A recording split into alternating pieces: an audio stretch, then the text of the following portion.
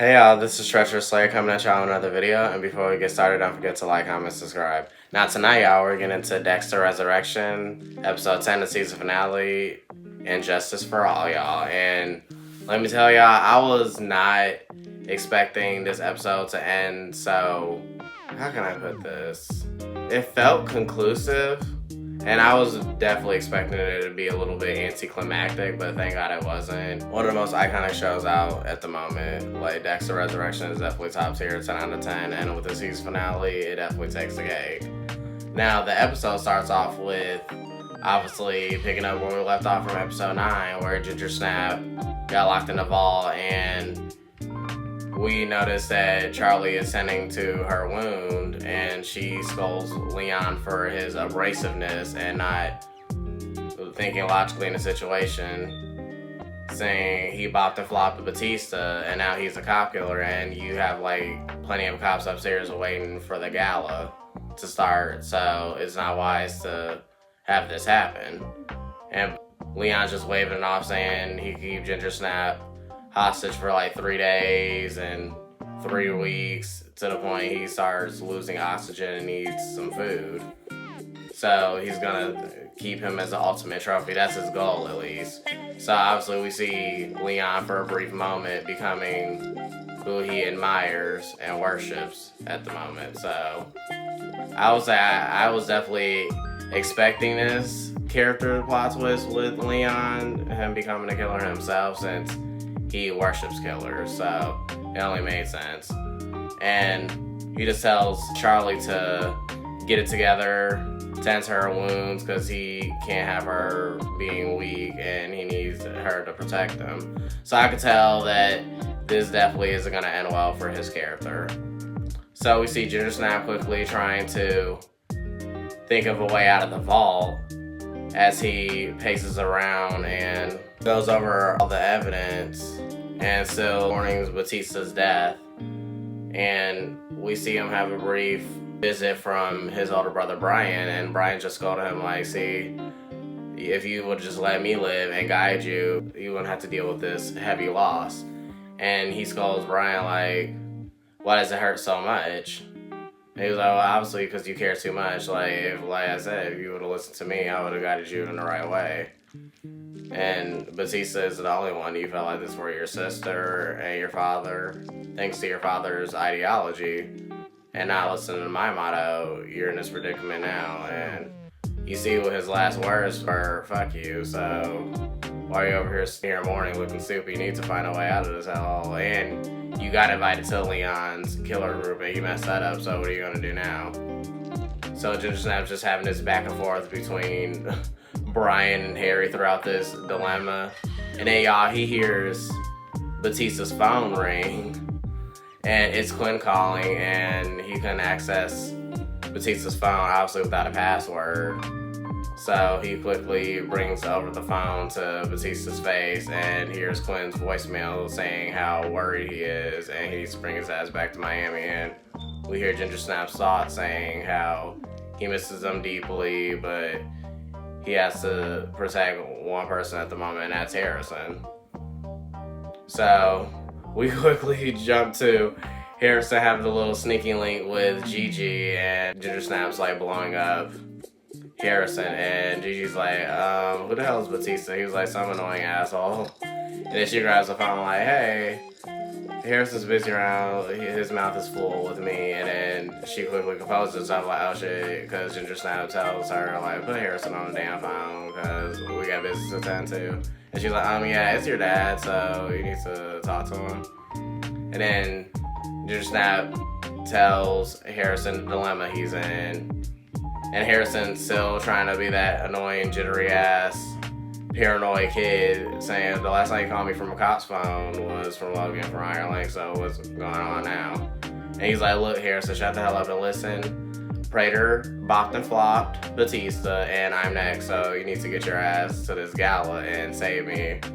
So put your emotions to the side and get your ass here and get me out of this damn vault, because we don't have time to waste.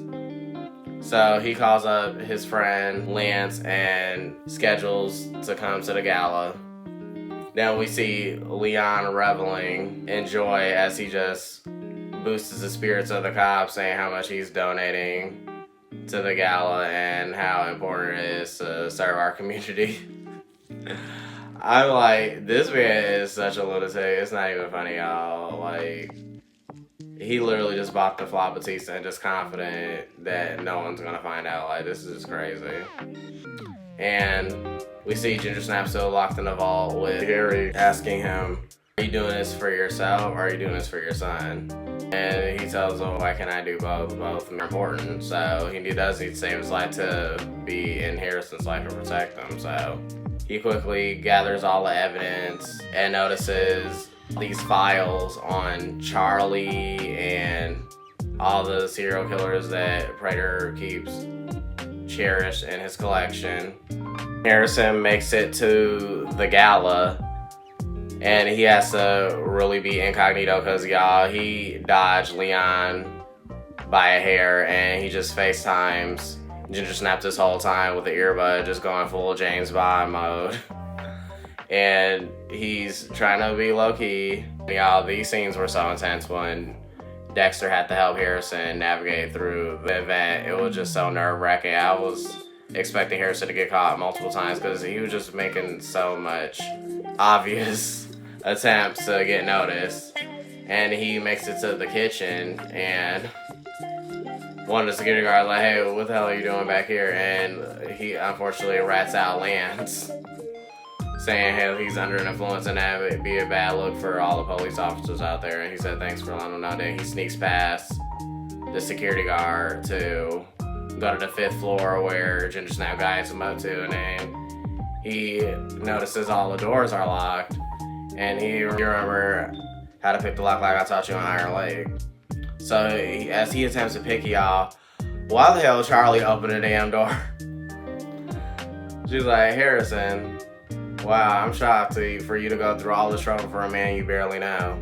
And she's like, follow me, gun pointed to him. I'm like, oh shit, like this is not gonna end well. I'm like, hold up, girl, put that clip down. Cause look, Ginger Snap already sliced the arm up with the axe when he didn't cut your arm off. And what do you think he gonna do to you if you hurt his son? So you over here holding this and you gonna be scalped like Cynthia from Rugrats if you don't leave Harrison alone, because that's what Ginger Snap is definitely gonna do to you. You're gonna be looking just like Cynthia if you don't leave Harrison alone. Because I'm like, girl, you ain't learned. He literally didn't about to flop to you last episode and you over here like, follow me. I'm like, you better leave him alone or you will be about to flop, plain and simple. So she guides Harrison into the penthouse and tells him to sit down, and he asks Ginger Snap, okay, what do I do now, Dad? And he's like, give Charlie the phone. So he tells Charlie, like, hey, let's make a deal.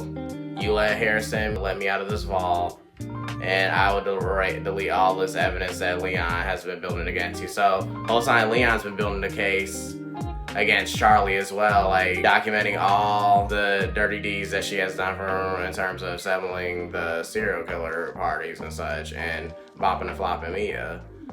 So he tells her, help me and Harris to get out of this and I won't hurt your mother. And she was like, well, due to you not hurting my mother, we're actually gonna do this deal. Screw your deal. I'll let Harrison go, you're gonna stay in there and die, and my mother is gonna still be alive. He was like, now, if you excuse me, I have some unfinished business to attend to with my former employee. And she tells Harrison, if you were smart, you would get the hell out of here too. And she leaves the wine cellar. And y'all, that scene was intense as hell, like I said. And girl, you better lucky Ginger Snap don't catch you, because you will end up like Cynthia, plain and simple.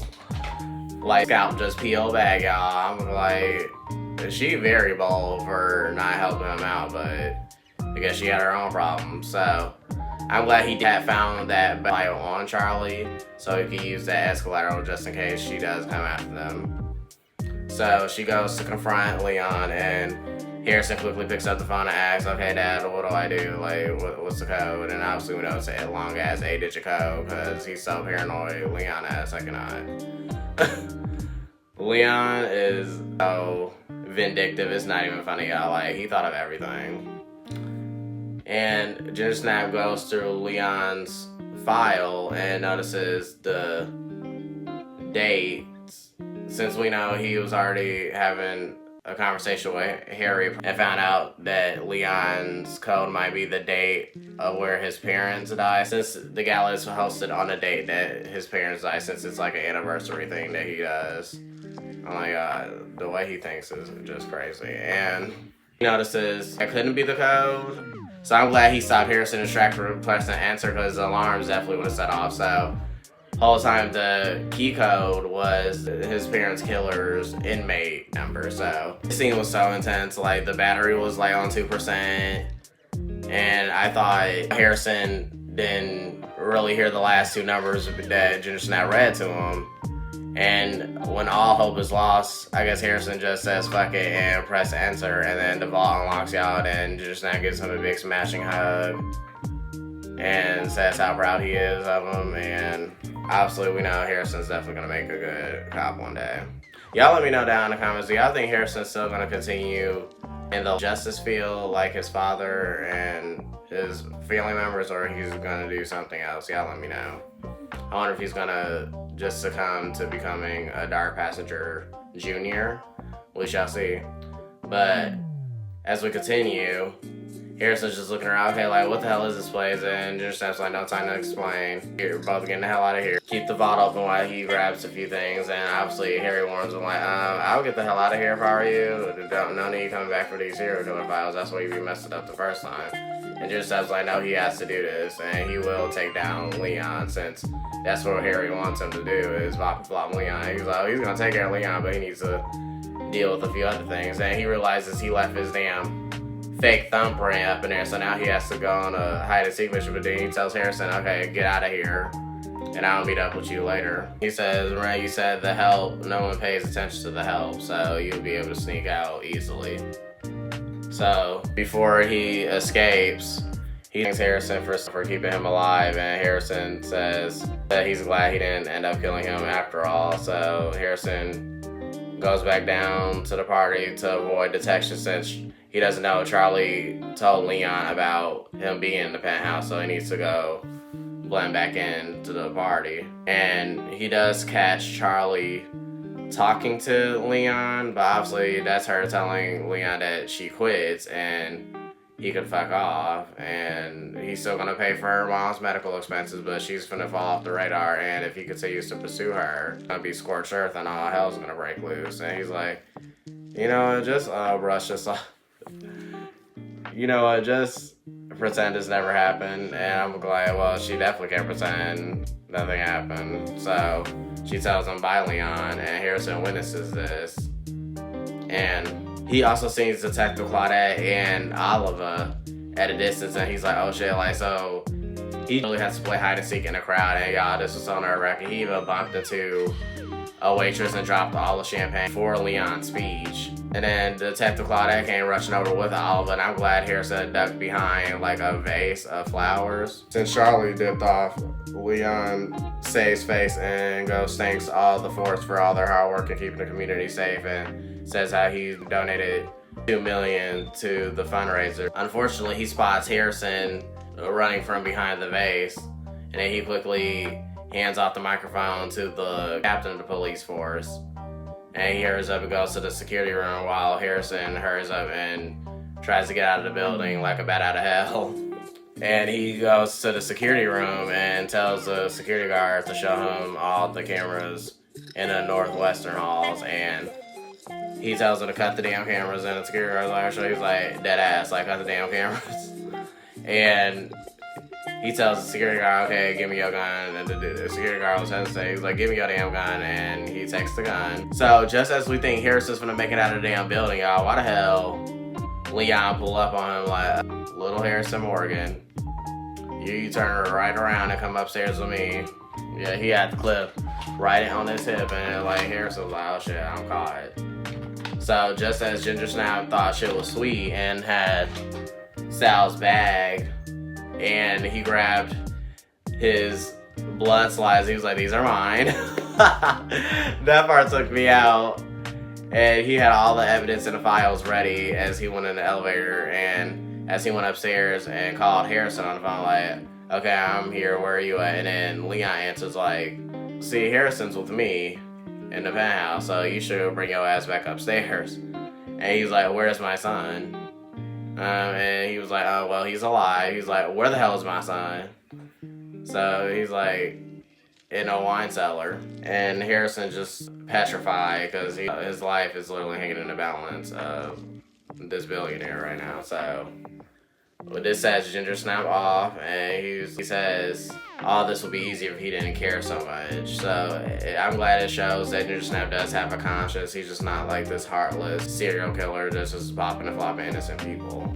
So that's what makes him stand out. And he leaves the bag at the door, and then he meets Leon and Harrison in a wine cellar. He's like, look, I'm sorry I didn't go forward with your deal, but just let my son go and I can reconsider, you know, trying to do that whole reverse psychology thing on him. And he was like, well, too bad for you. I got a taste of what the urge now, since he bought the flop Batista. He can't have any loose ends with Harrison still being alive, running to the police, but then Ginger Snap still forces him and tells him to shoot him in the chest and let Harrison go. And I guess he tells Harrison a little keyword like, I'm sorry I couldn't give you protection. And then we see from the flashback of the last episode that Ginger Snap did indeed slip Harrison some Etterfiend, and I'm glad how it shows how well calculated Ginger Snap is in terms of protecting his son. So Harrison quickly pulls out the Etterfiend and stabs Leon with it, and Leon misses the gunshot that was gonna shoot Ginger Snap, and he collapses, obviously alcohol. I'm like, see, play stupid games, win super prizes. You became the very thing that you admire, but at what cost? You know? So I was not expecting him to get taken down so quickly like that. You know what I mean? But Harrison's like, please let that be the last time you tell someone to shoot you in the chest. Since he has heavy PTSD from that, y'all. And Ginger Snap gives him Red's fake thumbprint, tells him to go through the elevator out so he'll be undetected and avoid Detective Claudette and Oliver. Because Harrison tells him, like, yeah, since they're down there and Dad Batista's up here, it won't look good if both of us are seen here. So Ginger Snap heeds his advice. He asks him, wait, so how the hell are you going to get out of here? He was like, well, I'm going to thumb a ride, and we know what that means, y'all. So we finally see Leon on the kill table, y'all. I'm like, oh, damn, so this is really happening. Because I was not expecting him to be on a kill table like that quick. I thought it was going to be like a season 2 thing, since he's definitely like the big bad, you know what I mean? So he talks to Ginger Snap and tries to plead with him and beg for his life, like, please, like, don't kill me. You know, I can give you anything you want, like a life of luxury. And then Ginger Snap's just like, nah, I'm good. Yeah, that part took me out. And he tells him how, thanks to Prater's generosity and him finding and discovering the serial killer luncheon, that's how he was able to do what he does best and meet like-minded people. And Prater thought he was succumbing to his offer and accepting the deal of inviting more serial killers for him to bop and flop. But then he said when he started listening to their conversations how they reveled in joy of bopping and flopping innocent people, that set him off. And Prater was like, oh, okay, so you're a serial killer with a conscience? And he's like, no, I live by a code that my father taught me to always protect innocent people, and he never forgot that code, thank God. And Prater still continues his advances, like, do you want to put Harrison through a good college? Like, I can make all that happen. And he snaps on him, like, don't ever say his son's name ever again, because you lost that privilege, sir. Prater still pleads with his life, like, please don't kill me. No one can pass up a financial opportunity like this, but like we heard in Dexter Original Sin from a younger Dexter, he said himself, he has an itch that money can't scratch. So with that, he takes the knife and bop and flops to Leon, and y'all, that's the end of Leon Prater, y'all. So I'm like, damn, I did not expect Leon to get bopped and flopped that quick. That was definitely a twist I was not expecting. Then as Ginger Snap cleans up, like he usually does, we see Detective Claudette and Oliver looking for the gala photo with the mayor. And they were all cheering Leon's name as he was getting bopped and flopped. Like, poor Leon, he didn't even see that one coming, y'all. And Detective Claude was about to leave. So she took the photo, and Oliver was like, wait, you don't want to say it? And then she was like, nah, I want to go home and sleep. And then, y'all, they started playing her jam, Staying Alive, and then she was like, move, bitch. Then she went straight to that dance floor and started cutting up, y'all. It was nice seeing Detective Claudette, like, let loose. And even the other cops joining her, and Oliver had a whole choreo. I'm like, yeah, they look good together. So I wonder if they're going to be, like, a thing. Y'all let me know down in season 2. Like, do y'all think Detective Claudette and Detective Oliver are going to end up dating? I can maybe see that in season 2. But Ginger Snap quickly interrupts their choreo and everything because they were getting it down, y'all. And sets off the alarm and just lays everything out to the point it looks like Leon, which he did, bop and flop Batista and had his shrine open, and all the cops was like, what the hell is this place, when they made it upstairs, y'all, because they finally seen the shrine. And then Ginger Snap purposely left some evidence files in a vault as well. And Oliver tells Claudette to come over next to the New York Ripper case. And y'all, we finally see the identity of the New York Ripper when she picks up the file. Don Framp is his name. So, whole time, I can't believe I overlooked this issue since Leon has the damn New York Ripper's trophy. He already knew the identity of New York Ripper, which made the most sense. I was like, I can't believe that was so rhetorical. I should have known that. Because obviously, the New York Ripper has been to one of his serial killer dinners since that's policy he has for the serial killers to come to his manor is to bring them a trophy of their choosing. So I'm like, I can't believe I overlooked that. And Ginger Snap goes to dump Leon's pieces in New York waters over next to the Statue of Liberty, you know.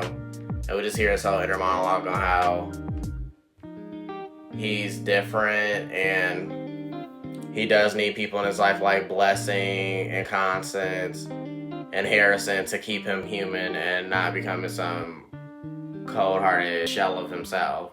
So that's basically how the episode wraps up. We also see Ginger Snap like looking at Al's file, so I'm pretty sure he's gonna go to Wisconsin and bop and flop Al, and we see a few other serial killers he has lined up on his shopping block, since we know that's what Ginger Snap does best is enforce the code, and he basically tells the audience this is who we want him to be, basically. Which is technically, I would say Dexter is a perfect example of like what an anti-hero is. Like, they don't follow the rules, but they know where to draw the line, you know. I feel like that's the perfect archetype of Dexter Morgan. And yeah, that's how Dexter Resurrection season 1 ends. And I can't wait to see what's next because so much bombshells are dropped in its finale. Like, it'll be interesting to see how this iconic show continues. And y'all let me know down in the comments, like, did y'all enjoy the finale of Resurrection? It wasn't anticlimactic at all, and I feel like it was very conclusive in a sense, like to the point we can expect to see more plot twists and surprises. It wasn't very predictable like I assumed it would. Like, I did predict that Charlie would turn on Leon, but I was expecting her to work with Ginger Snap, but it seems like she just took her mom and got the hell out of New York. She was like, oh yeah, because that was one of my favorite moments when Charlie grabbed her mom, and her mom was like, wait, where are we going? She was like, I bought the home that you raised me in. And she was like, wait, why? Like, what about your students? She was like, well, Mom, we got a lot to talk about. Because I guess the mom was like, wait, where the hell are we going? So that's nice she got her mom out of that town so she doesn't be tied to Leon. And obviously Detective Claudette and her team are just going to be looking for Leon since his prints were on the phone that killed Batista. And at least Batista will, I would say he already received justice from Ginger Snap's end. So I'm interested to see how this all dials down and if Charlie will make a reappearance in season 2 as well, since she's the true witness to the case. So y'all let me know y'all thoughts and theories on Dexter Resurrection and what's to come in the near future. So I'm Treacherous Slayer, and I'll see y'all later. Bye.